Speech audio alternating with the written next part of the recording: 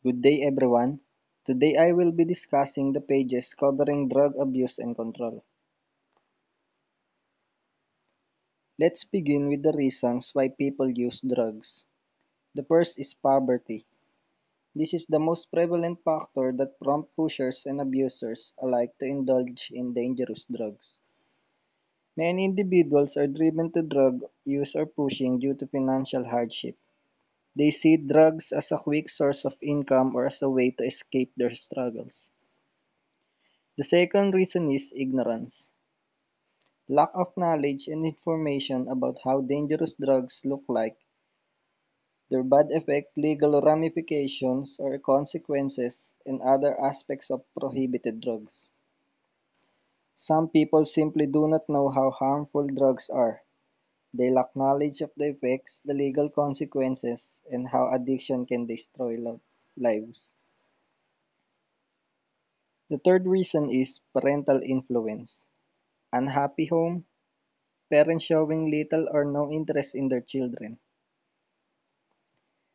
In homes where parents show little care or there is violence or neglect, children may turn to drugs for comfort or escape. Lack of parental values, parents who are permissive and liberal, parental neglect, domestic violence, role modeling. The fourth is peer influences. Drug using friends encourage pressure even a youth to experiment with drugs. Many youths are influenced by their friends who are already using drugs and they get persuaded to try it themselves. Lastly, personality factors.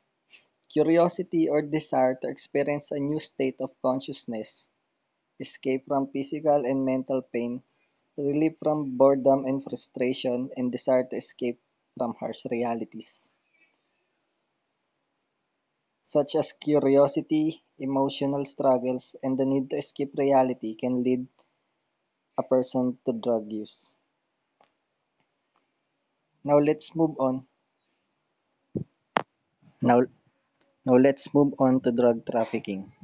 It is the illegal cultivation, delivery, administration, dispensation, manufactures, sale, trading, transportation, distribution, importation, exportation, and possession of any dangerous drug or controlled precursor and essential chemical. It is not just a local issue but a global crime involving complex systems and huge networks. Drug trafficking follows illicit drug routes. For instance, the Middle East is where many drugs are planted and harvested. Turkey serves as a preparation and distribution hub. In Europe, drugs are manufactured and refined. And in the USA, many of these illegal drugs are marketed and sold.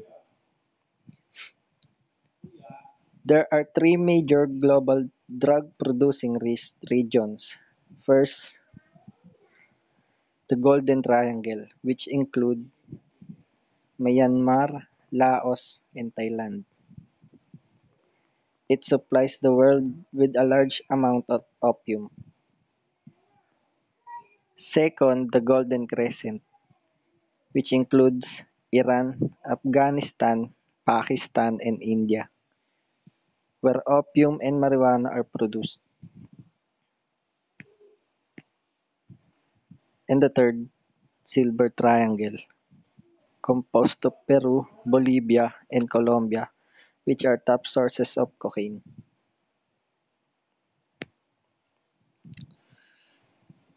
The dangerous drugs, classification of drugs according to their pharmacological effects. Dangerous drugs are categorized based on how they affect the body. These are depressants or sedatives, stimulants, hallucinogens, and narcotics. Let's first talk about depressants, also known as downers, are drugs which act on and depresses the central nervous system, causing initial relaxation, leading to drowsiness and sleep.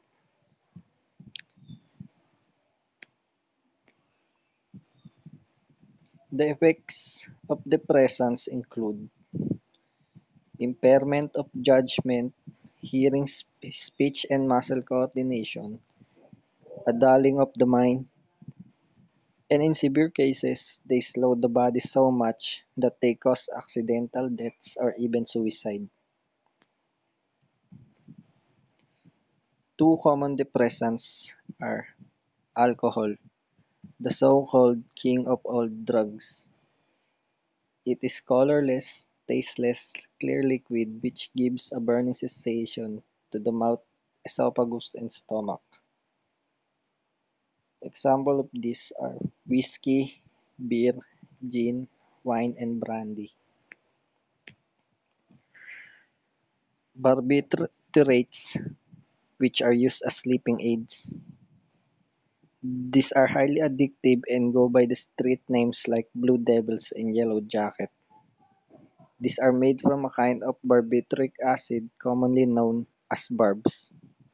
This induce sleep and calm the users, highly addictive and produce both psychic and physical effects. Next are stimulants or uppers. These drugs excites the nervous system. They keep users awake, boost energy, reduce appetite, and cause weight loss. Examples of stimulants include cocaine, a powerful drug from coca plant. The drug taken from coca bush plant, erythroxylone or erythroxylone coca. It is the strongest stimulant with pure form that white consists of bright colorless crystals. In powder form, bitter and odorless. When mixed with heroin,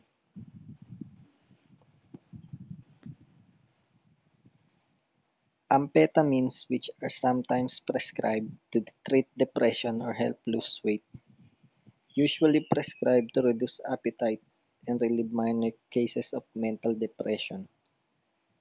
This drug is representative of a broad class of stimulant known as pep pills. These are also sold under street names like crack, coke, and uppers.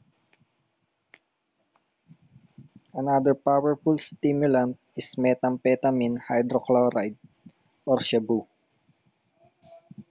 It is odorless, has white crystalline powder appearance, and has a bitter taste. It is derived from the ephedra plant. It is the most abused stimulant in the Philippines. It can be smoked, snorted, or injected, and it goes by the street name like ice, speed, or sha.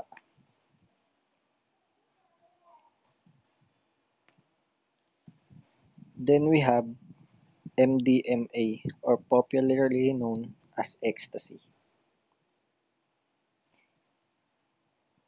It is a white, yellow, or brown in color with bitter taste and comes in the form of tablet, capsule, or powder. Each tablet's form comes in various design and shape, hence it is dubbed as designer drugs. Common street names include Adam, Ecstasy, and E. Moving on, hallucinogens. These drugs affect one's senses, self-awareness, emotions, and one's ability to think properly. It causes hallucinations. These are drugs that affect how we perceive reality. They change our senses, emotions, and thought processes. Types of hallucinogens include LSD, one of the most powerful hallucinogens. It was discovered by Doctor Albert Hofmann while working in a Swiss pharmaceutical company, derived from the fungus Claviceps purpurea. an ergot fungus that grows on the ears of rye which infects wheat.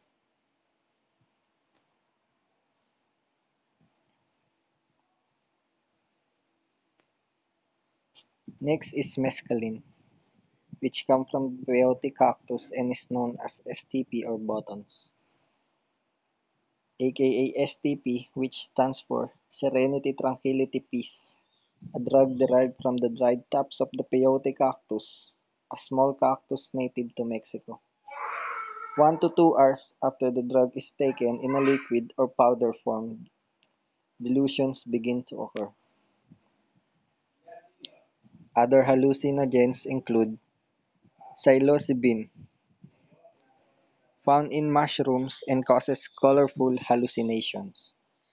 This hallucinogenic alkaloid from small Mexican mushrooms. These mushrooms induce nausea, muscular relaxations, mood changes with visions of bright colors and shapes, and other hallucinations. PCP, also known as angel's dust, which can cause extreme aggression and confusion. It is a dissociative hallucinogenic drug used for its mind-altering effects. PCP may cause hallucinations, distorted perceptions of sounds, and violent behavior. Lastly, we have marijuana or cannabis sativa. It is the most commonly abused hallucinogen in the Philippines because it can be grown extensively in the country. It has serrated edges and produces harsh smokes that smells like burnt rope or dried grass. It produces a strong odor and has many street names like MJ, Pot, and T. That's all, thank you.